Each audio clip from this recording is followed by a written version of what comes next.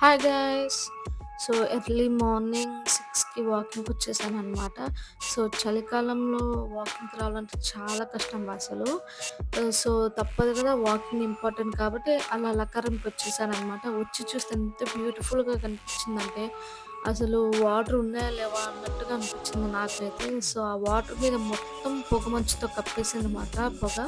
So, దూరం నుంచి cable bridge చూస్తే ఎంత బ్యూటిఫుల్‌గా అనిపించిందంటే, అది కూడా అసలు కనిపియట్లేదు ఆ పొగ మంచులో.